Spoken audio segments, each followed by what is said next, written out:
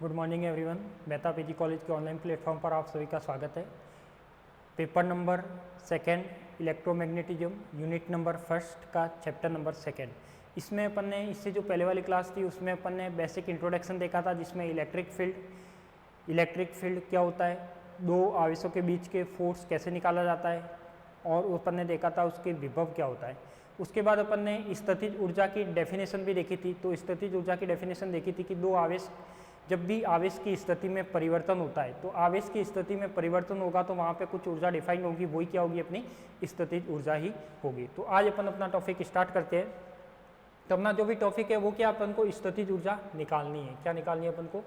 स्थितिज ऊर्जा निकालनी है। तो स्थितिज ऊर्जा निकालने के लिए अपन देखते हैं कि कैसे स्थितिज ऊर्जा को निकाला जाता है। तो सबसे पहले तो अपन ने इसकी डेफिनेशन लिखी थी, क्या स्थितिज ऊर्जा की,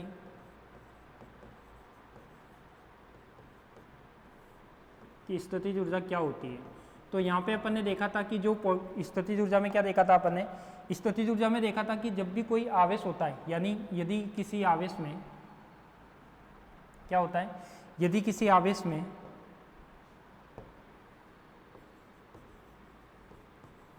यदि किसी आवेश की स्थिति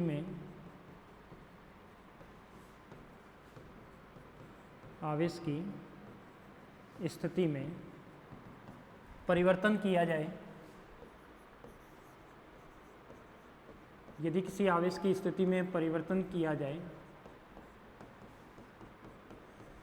तो वह स्थितिज ऊर्जा ही होती है। तो वहाँ स्थितिज ऊर्जा होती है।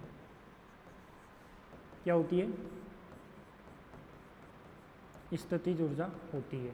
तो कल अपन ने देखा था, इससे जो पीछे वाली क्लासेस में देखा था कि जब भी कोई एक सिस्टम होता है, एक माना कि वहाँ पर सिस्टम में क्या है, कोई एक आवेश रखा हुआ है, अनंत से मैं किसी एक आवेश को उसके पास लाके शिफ्ट करता हूँ, यानी एक अनंत दूरी से किसी बिंदु आवेश को लाता हूँ और उसके पास शिफ्ट करता हूँ। तो मुझे उस आवेश को उस बिंदु आवेश के पास लाने के लिए, जो दूसरा आवेश था उसको प्रथम आवेश के पास लाने के लिए मुझे कुछ कार्य करना पड़ेगा। वही कार्य क्या होगा, यहाँ पे स्थितिज ऊर्जा को डिफाइन करेगा। तो अपन को वैसे तो पढ़ना है कि एन विविक्त आवेश के लिए स्थितिज ऊर्जा, अपना जो टॉपिक है वो क्या है, एन विविक्त आवेश के लिए स्थितिज ऊर्जा, सिलेबस का चैप्टर नंबर सेकंड का फर्स्ट टॉपिक है। बट वो पढ़ने से पहले अपन को ये भी पता होना चाहिए कि दो बिंदु आवेश या दो आवेश के लिए जो स्थितिज ऊर्जा होती है वो क्या होती है। तो फर्स्ट तो अपन को ये देखना है, यहाँ पे मैं फर्स्ट पॉइंट लगाता हूँ कि दो बिंदु आवेश के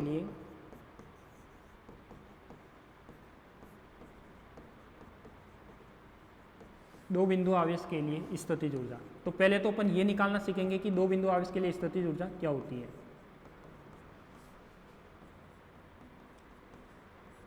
तो ये क्या हो जाएगा अपने पास, दो बिंदु आवेश के लिए स्थितिज ऊर्जा यानी क्या हो जाएगा, potential energy at 2 point charge.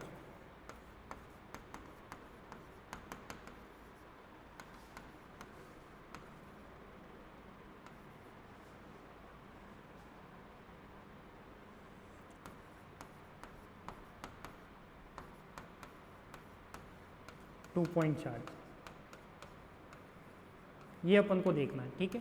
अब ये देख लिया, तो पहले एन सिस्टम का देखने से पहले मैं क्या देखूंगा, दो बिंदु आवेश का देखूंगा। अब ये दो बिंदु आवेश का कैसे होता है, तो ये चीज अपन को देखनी है। तो स्टार्ट करते हैं इसको। फर्स्ट, यदि मैं एज्यूम कर लिया कि मेरे पास कोई Q1 आवेश है, क्या है मेरे पास कोई Q1 आवेश है, यानी ये मैंने मान लिया कि क्या है, यहाँ पे कोई Q1 आवेश है, ये आपका क्या है, कोई Q1 आवेश है, ठीक है, जो क्या है, बिंदु आवेश है, जो क्या है आपके पास, माना कि एक बिंदु आवेश Q1 है। थ्योरी में भी आप यदि नोट्स में लिखना चाहो तो लिख सकते हो, माना कि एक बिंदु आवेश Q1 है, बिंदु आवेश Q1 किसी निकाय में उपस्थित है। क्या लिख सकता हूँ, किसी निकाय में उपस्थित है। Q1 आवेश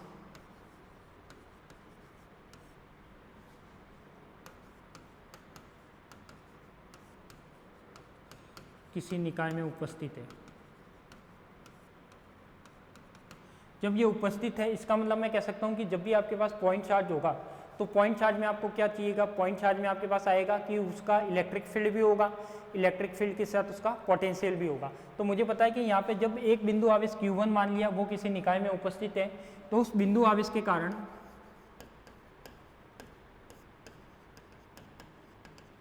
बिंदु आवेश के कारण जो विभव होगा या विद्युत विभव होगा वो कितना होगा। तो मुझे पता है कि कोई भी इलेक्ट्रिक फील्ड होता है तो इलेक्ट्रिक फील्ड के लिए जो विद्युत विभव होता है वो क्या होता है। अभी मैंने पहले वाली क्लास में इंट्रोडक्शन में बताया था कि बिंदु आवेश के कारण जो भी विभव होता है वो क्या होता है, V = KQ/R होता है। क्या होता है, V = KQ/R। तो यहाँ भी क्या आ जाएगा अपने पास, V = KQ/R। Q1 चार्ज है तो ये अपना क्या हो जाएगा, इसका विभव हो जाएगा। क्या हो जाएगा, विभव। इक्वेशन नंबर क्या हो जाएगी, फर्स्ट। यानी मैं लिख सकता हूँ कि जब भी बिंदु आवेश के कारण यदि विद्युत विभव की बात होती है तो KQ/R आता है। बिंदु विभव के कारण यदि इलेक्ट्रिक फील्ड की बात होती है तो KQ/R² आता है। तो यहाँ पे क्या हो जाएगा अपने पास, V = KQ1/R हो जाएगा। R इसकी डिस्टेंस है और क्या क्या हो जाएगा, KQ1। अब मुझे बात करनी है कि इसमें मुझे क्या निकालना है, पोटेंशियल एनर्जी निकालनी है। और मुझे पता है कि पोटेंशियल एनर्जी कैसे डिफाइन होगी। मैंने एक यहाँ पे तो कोई सिस्टम माना था, ये कोई सिस्टम था, ये क्या था, कोई सिस्टम था जिसमें Q1 बिंदु आवेश उपस्थित था। अब इसी सिस्टम के अंदर मैं कोई दूर से क्या ला रहा हूँ, यहाँ पे Q2 आवेश ला रहा हूँ। क्या ला रहा हूँ मैं यहाँ पे, Q2 आवेश ला रहा हूँ। यानी मेरे पास एक Q2 चार्ज है जो मैं यहाँ पे लाके क्या करूँगा, इसको शिफ्ट करूँगा। यानी इस Q2 चार्ज को मुझे इस सिस्टम के अंदर लाके क्या करना है, शिफ्ट करना है, यानी विस्थापित करना है। यानी Q2 को अनंत से कहाँ लाऊंगा, Q1 के पास में। तो यहाँ पे मैं लिख सकता हूँ कि बिंदु आवेश की आवेश Q2 को अनंत से किसी निकाय में क्या करते हैं, विस्थापित करते हैं। तो ये लिख सकता हूँ कि आवेश Q2 को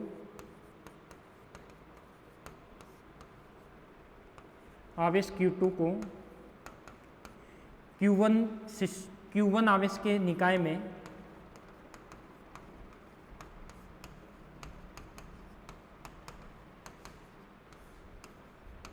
क्या करते हैं, विस्थापित करते हैं।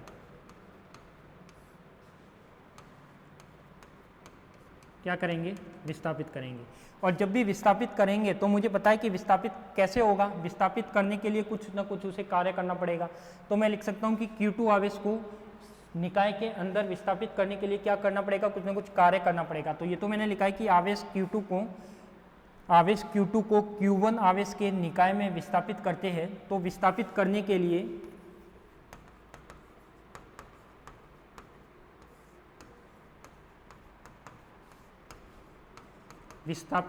लिए कुछ कार्य करना पड़ेगा।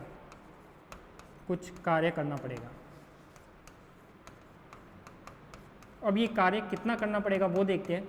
तो मुझे पता है कि यदि किसी भी आवेश को मुझे कुछ कार्य के लिए निकालना है तो ये क्या हो जाएगा आपके पास, यदि कुछ कार्य करना पड़ेगा तो वो कार्य कितना होगा, तो वो कार्य होगा आपके पास क्या, कुछ कार्य। यानी क्या होता है, W = QV होता है। मुझे पता है कि जहाँ पर कहीं विभव दिया हुआ हो और उस बिंदु आवेश के पास मैं एक दूसरा आवेश को ला रहा हूँ, दूर से ला के रख रहा हूँ, तो वहाँ से उस पर कुछ कार्य करना पड़ेगा। तो वो कार्य क्या होगा, तो किया गया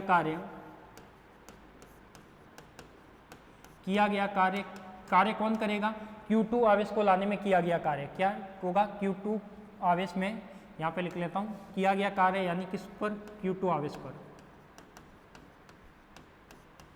क्योंकि कार्य तो Q2 आवेश पर ही करना पड़ेगा जब भी वो Q2 आवेश Q1 के पास आ सकता है। तो अब ये फॉर्मूला क्या कहता है, ये कहता है कि जो W होता है वो क्या होता है अपने पास, Q2 और साथ में क्या होता है, V होता है। इसको दे देता हूँ मैं इक्वेशन नंबर 2। यानी मैं लिख सकता हूँ कि जब W है वो क्या है, Q2V है। यानी यहाँ पे V क्या है, V यहाँ पर क्या है, जहाँ पर V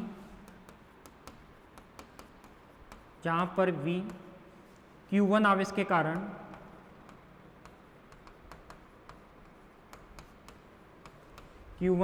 कारण विभव है। क्या है, Q1 आवेश के कारण विभव है। जब ये Q1 आवेश के कारण विभव है यानी मैं लिख सकता हूँ कि इसकी वैल्यू मैं यहाँ पे रख सकता हूँ समीकरण 1 से 2 में। तो इक्वेशन नंबर 1 से 2 में क्या आ जाएगा अपने पास, W = Q2, V की जगह वैल्यू रखनी है। तो यहाँ से क्या निकलेगा अपना, W निकल जाएगा। क्या निकल जाएगा, W निकल जाएगा। तो ये क्या हो जाएगा अपने पास, समीकरण 1 से 2 में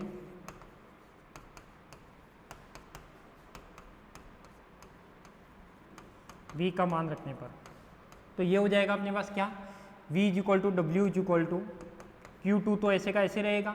V क्या था आपके पास, KQ1 अपॉन में क्या था, R था। तो ये वाला क्या बन जाएगा आपके पास, KQ1 Q2/R। तो देखो मैंने कल वाली क्लास में बताया था जहाँ पर पोटेंशियल एनर्जी की डेफिनेशन लिखाई थी, तो वहाँ पर आपको क्या बताया था, आपको ये बताया था कि जो भी पोटेंशियल एनर्जी होती है वो क्या होती है। तो वो पोटेंशियल एनर्जी के लिए यही फॉर्मूला आया था दो बिंदु आवेश के लिए। तो यहाँ से क्या हो जाएगा अपने पास U इक्वल टू, मुझे पता है कि जो किया गया कार्य है, मुझे क्या पता है कि जो किया गया कार्य है,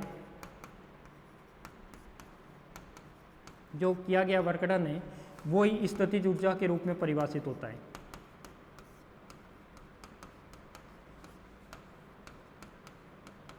वही स्थितिज ऊर्जा के रूप में परिभाषित होता है। तो ये क्या हो जाएगा अपने पास, तो ये हो जाएगा अपने पास, मुझे क्या हो जाएगा W इज इक्वल टू क्या हो जाएगा, U स्थितिज ऊर्जा का फंक्शन होगा या उससे स्थितिज ऊर्जा को डिनोट करते हैं।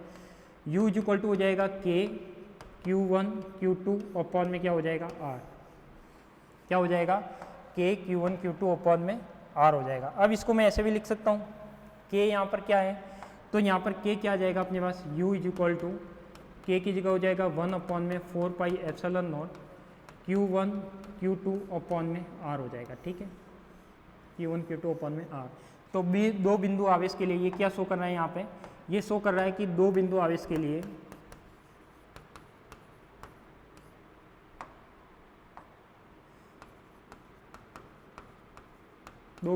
के लिए स्थितिज ऊर्जा को व्यक्त करता है।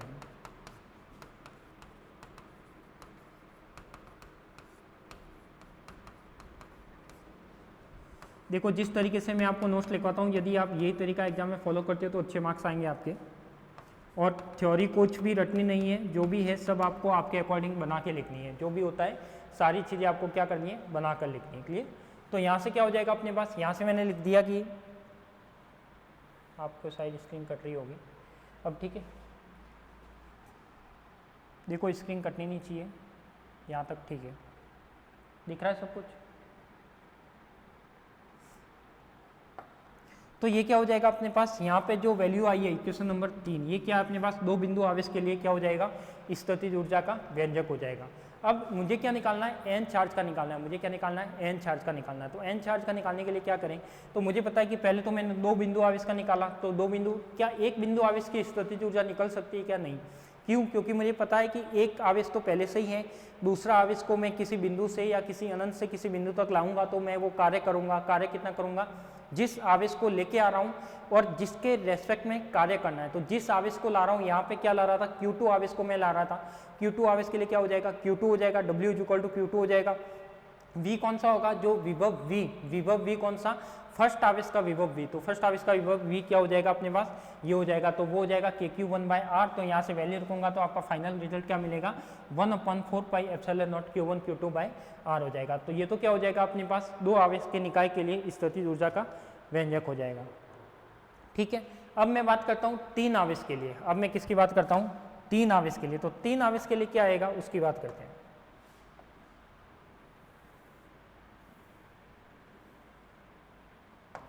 तो थर्ड पॉइंट लगा लेता हूं मैं, किसके लिए, तीन आवेश के लिए। सेकंड पॉइंट लगा लो,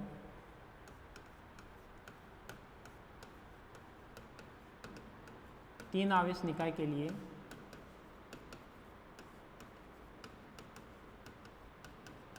स्थितिज ऊर्जा।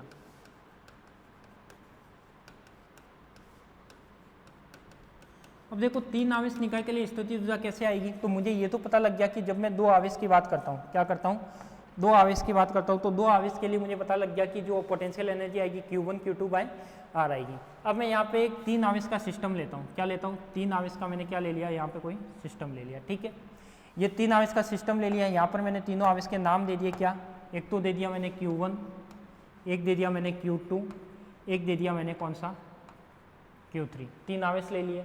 अब इसकी डिस्टेंस माने तो ये भी डिस्टेंस है, ये क्या मेरे पास R21 भी हो सकती है, ये R23 भी हो सकती है और ये R13 भी हो सकती है। ठीक है, ये मैंने क्या मान ली, दोनों की डिस्टेंस मान ली।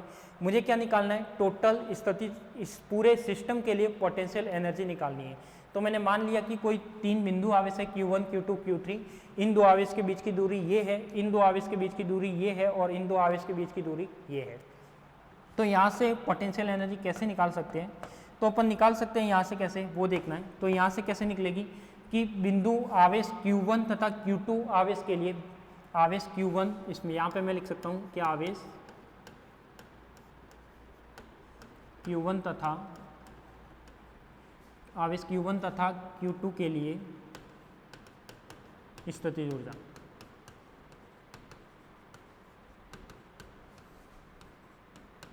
तो अभी मैंने 2 पॉइंट चार्ज की निकाली है, वो स्थितिज ऊर्जा यहाँ पे होगी। ये क्या हो जाएंगे, 2 चार्ज हो जाएंगे, दोनों के बीच की डिस्टेंस कितनी, r21। तो ये क्या हो जाएगा अपने पास, u = Q1 के आ जाएगा, Q1 Q2 अपॉन में क्या हो जाएगा, r21 आ जाएगा। क्या आ जाएगा अपने पास, r21 आ जाएगा। तो आप चाहो तो डिस्टेंस ऐसे भी लिख सकते हो। अब इसमें मैं कह सकता हूँ r21 भी लिख सकता हूँ, r12 भी लिख सकता हूँ, दोनों केस पॉसिबल है। ये भी हो सकता है कि Q1 चार्ज को मैं Q2 के पास ला रहा हूँ, या Q2 चार्ज को Q1 के पास ला रहा हूँ, ये भी हो सकता है। तो अभी तो मैं एक बार डिस्टेंस लिख लेता हूँ। क्या लिख लिया मैंने, डिस्टेंस लिख लिया इक्वेशन नंबर फर्स्ट। मुझे पता है कि u = क्या होगा, 1/4πε0, यहाँ पे हो जाएगा Q1 Q2 अपॉन में क्या हो जाएगा, r21 हो जाएगा। ठीक है, ऐसे सेम टू सेम मैं किसका निकाल सकता हूँ, Q2 Q3 का और Q1 और Q3 का भी निकाल सकता हूँ। क्या निकाल सकता हूँ मैं, Q1 Q2, अभी तो मैंने निकाला है किसका, Q1 Q2 का। ऐसे ही मैं दूसरा किसका निकालूंगा, Q2 और Q3 का, या Q1 और Q3 का। तो दूसरा मैं निकाल सकता हूँ कौन सा, आवेश Q2 तथा Q3 के लिए स्थितिज ऊर्जा।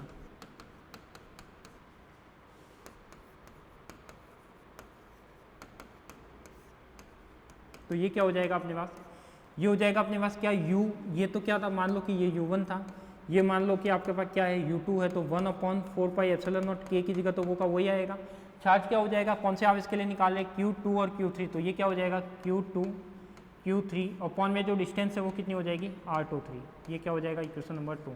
इसमें भी मैं ले सकता हूँ Q2 है वो Q3 के पास जा रहा है, या Q3 है वो Q2 के पास जा रहा है। ठीक है, अब तीसरा क्या आ जाएगा अपने पास, तीसरा आ जाएगा अपने पास बिंदु आवेश Q1 और Q3 के लिए। तीसरा क्या आ जाएगा, आवेश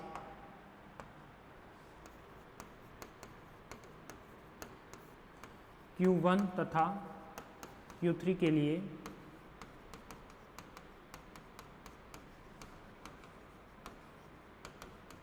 स्थितिज ऊर्जा। पोटेंशियल एनर्जी क्या हो जाएगी उसके लिए, u3 = 1/4πε0, और यहाँ पे क्या हो जाएगा अपने पास Q2, तो यहाँ पे क्या हो जाएगा Q3 Q1 अपॉन में क्या हो जाएगा, जो डिस्टेंस लेती है अपने किससे लेती, r13। जो भी डिस्टेंस लेती r31 लो r13 लो, दोनों का मीनिंग अलग है, बट वो भी मैं बताऊंगा। अब मेरे पास तीनों डिस्टेंस क्या आ गई, एक दूसरे से क्या करेंगे, तीनों पोटेंशियल एनर्जी आ गई दो आवेश के बीच की। अब मैं यहाँ पे क्या कर सकता हूँ, दोनों आवेश टोटल कुल स्थितिज ऊर्जा कितनी होगी वो लिख सकता हूँ। तो कुल स्थितिज ऊर्जा कितनी होगी पूरे सिस्टम के लिए, तो ये हो जाएगा मेरे पास u = u1 + u2 प्लस का क्या हो जाएगा, u3 हो जाएगा। तो मैं कर सकता हूँ कि जब u1 u2 u3 हो जाएगा तो तीनों डिस्टेंस क्या आ जाएगी मेरे पास, u = u1 की वैल्यू 1/4πε0 Q1 Q2 अपॉन में क्या लिया अपन ने, r21 लिया है, तो 21 प्लस क्या लिया अपन ने 1/4πε0 Q2 Q3 और क्या लिया है, r23 लिया है, प्लस लिया अपन ने 1/4πε0 यहाँ पे लिया है Q1 Q3 और यहाँ पे क्या लिया है, r13। ठीक है, तो ये हो जाएगा। अब जब तीनों को ऐड करूँगा तो देखो 4πε0 तो सभी में कॉमन है, तो 1/4πε0 तो क्या आ गया, कॉमन आ गया। तो ये रह जाएगा Q1 Q2 अपॉन में r21 प्लस हो जाएगा Q2 Q3 अपॉन में r23 प्लस हो जाएगा अपने पास Q1 Q3 अपॉन में क्या, r13। यानी तीन आवेश के लिए जो पोटेंशियल एनर्जी का फॉर्मूला बनेगा वो ये बनेगा। क्या बनेगा, तीन आवेश के लिए जो भी पोटेंशियल एनर्जी होगी वो क्या बनेगी, ये वाली बनेगी। तो यहाँ पे आ जाएगा क्या अपने पास, तीन आवेश के लिए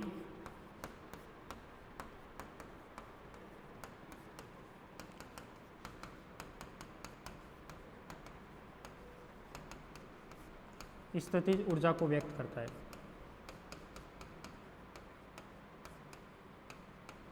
ठीक है, यहाँ तक तो किसी को कोई डाउट होगा नहीं, जो दो आवेश का निकाला है और उस टोटल पोटेंशियल एनर्जी डिफाइन की है। क्लियर, बताओ यहाँ तक किसी को कोई डाउट हो तो एक बार देख लो।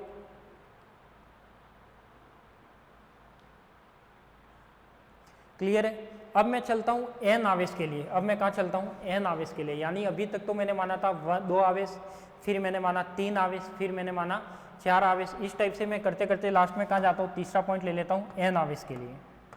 थर्ड पॉइंट क्या ले लिया मैंने? n विविक्त आवेश के लिए, जो अपना मेन टॉपिक था आवेश के लिए स्थितिज ऊर्जा।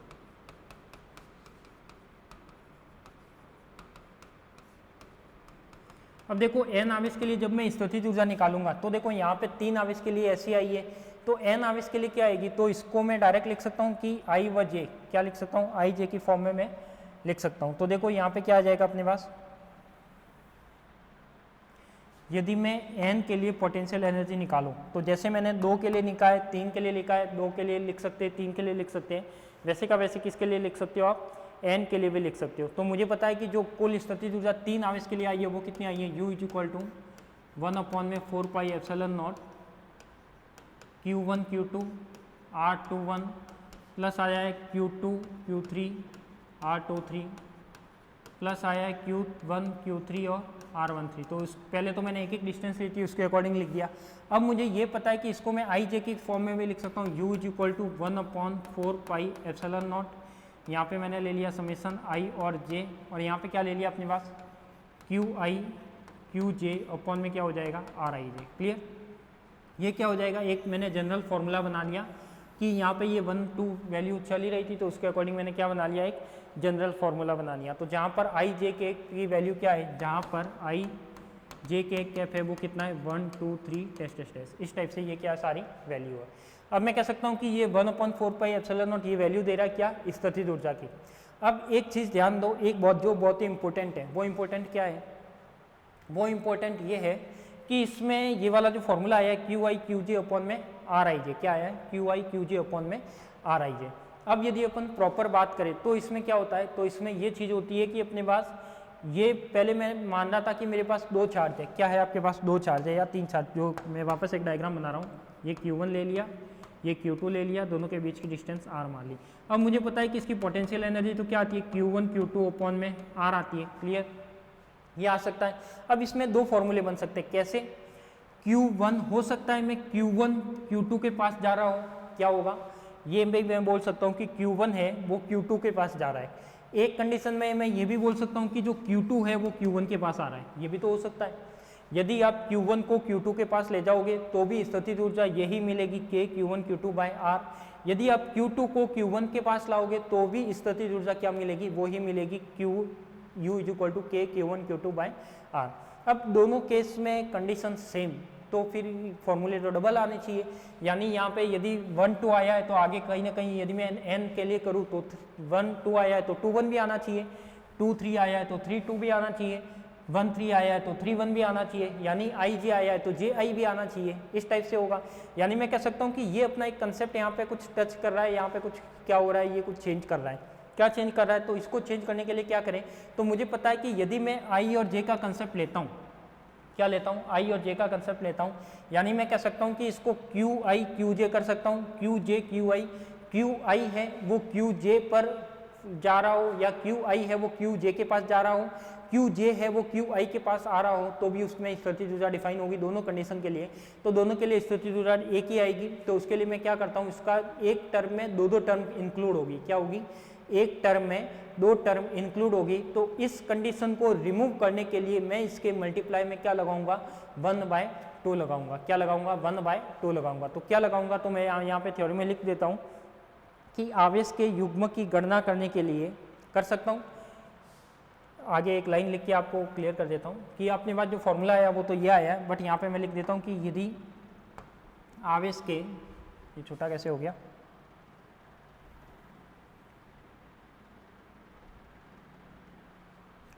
क्या आ जाएगा? आवेश के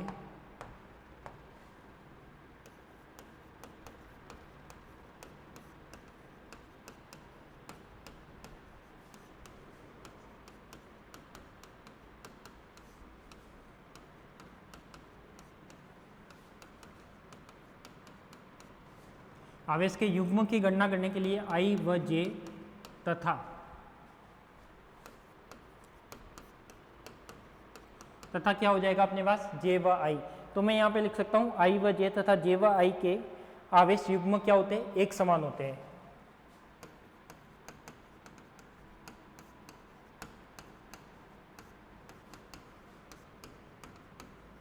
आवेश युग्म क्या होंगे, एक समान होते हैं। और यदि ये आवेश युग्म क्या होंगे आपके पास, एक समान होंगे, तो यदि आवेश युग्म एक समान है तो एक ही युग्म पर गणना क्या हो जाती है, 2 बार हो जाती है, बिल्कुल होगी। तो यहाँ पे मैं लिख सकता हूँ एक ही युग्म की गणना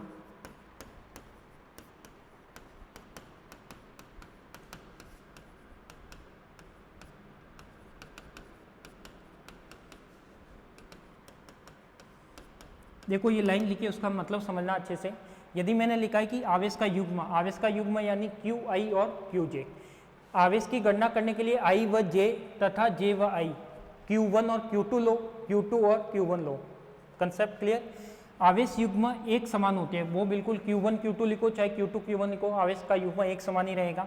एक युग्म की गणना होती है वो 2 बार हो जाती है, यानी उन दोनों के बीच की यदि मैं पोटेंशियल एनर्जी निकालूं 1 की 2 के लिए, 2 की 1 के लिए, क्या हो जाएगा 1 की 2 के लिए, 2 की 1 के लिए, कैलकुलेशन कितनी बार हो रही है, 2 बार हो रही है। दोनों का रिजल्ट क्या मिलेगा, सेम मिलेगा। जब दोनों का सेम रिजल्ट मिलता है तो मैं कह सकता हूं कि एक युग्म की गणना कितनी बार हो रही है, यहाँ पे 2 बार हो रही है। कितनी बार हो रही है, एक युग्म की गणना कितनी बार हो रही है, 2 बार हो रही है। तो मैं कह सकता हूं कि इस समस्या का निवारण करने के लिए, इसका निवारण करने के लिए क्या हुआ,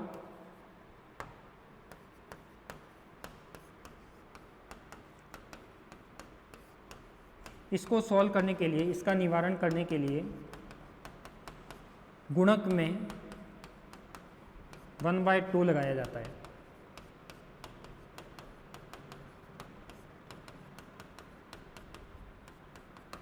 क्या लगाया जाता है, 1/2।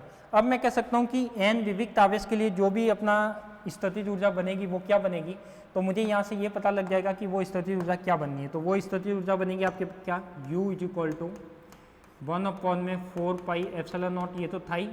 यहाँ पे क्या आ जाएगा अपने पास 1/2 मल्टीप्लाई में ये मैंने अलग ले लिया,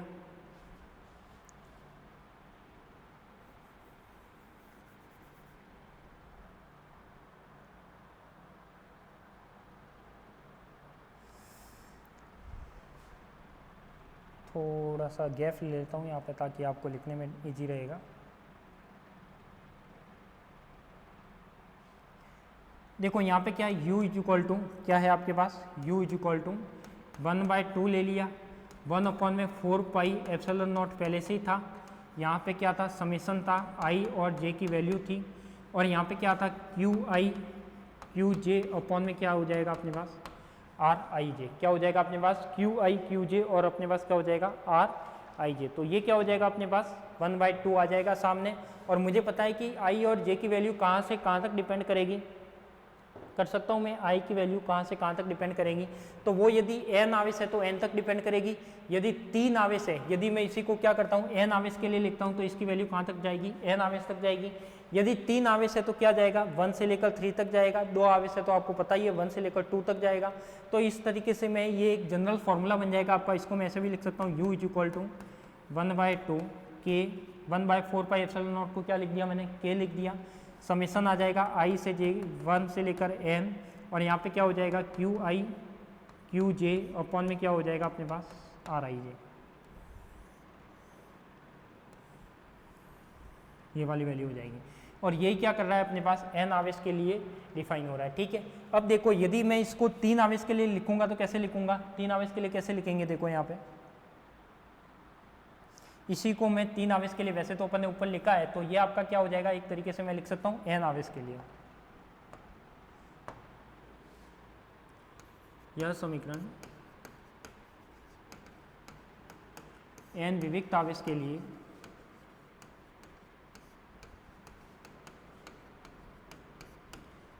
के लिए स्थितिज ऊर्जा को व्यक्त करता है। स्थितिज ऊर्जा को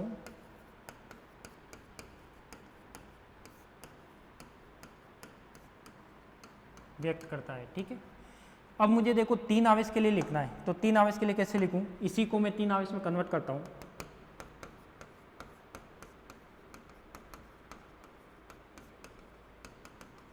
देखो जब भी आप 3 आवेश के लिए लिखोगे तो ये क्या आएगा अपने पास,